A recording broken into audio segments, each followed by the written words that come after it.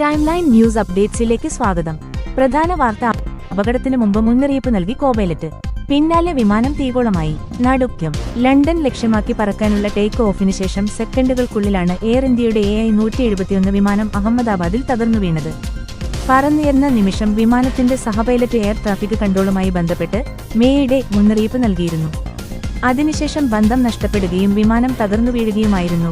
Boeing 787 Dreamliner എയർക്രാഫ്റ്റാണ് ഇന്ന് ഉച്ചയ്ക്ക് 1:40 അഹമ്മദാബാദ് വിമാനത്താവളത്തിൽ തകർന്നു വീണത്. 240 പേർ വിമാനത്തിലുണ്ടായിരുന്നു. 230 യാത്രക്കാരും 10 ക്രൂ അംഗങ്ങളും 2 പൈലറ്റുമാരും. ആകെ 8200 മണിക്കൂർ വിമാനം പറത്തി പരിചയമുള്ള ക്യാപ്റ്റൻ സുമീത് സബർവാൾ ആയിരുന്നു വിമാനം നിയന്ത്രിച്ചിരുന്നത്. വിമാനം തകർന്നു വീണത് കെട്ടിടത്തിന്റെ മുകളിലേക്കാണ്. തകർന്നതിനു പിന്നാലെ വിമാനത്തിൽ തീപിടിച്ചു.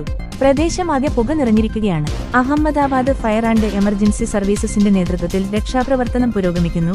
കേന്ദ്ര ആഭ്യന്തരമന്ത്രി അമിത് ഷാ വിമാനാപകടത്തെക്കുറിച്ച് ഗുജറാത്ത് മുഖ്യമന്ത്രിയുമായും ആഭ്യന്തരമന്ത്രിയുമായും പോലീസ് കമ്മീഷണറുമായും സംസാരിച്ചു. വേണ്ട സഹായം നൽകുമെന്ന് ഉറപ്പ് നൽകി. പരിക്കേറ്റവരെ ആശുപത്രിയിലേക്ക് മാറ്റുകയാണ്. News desk time line news.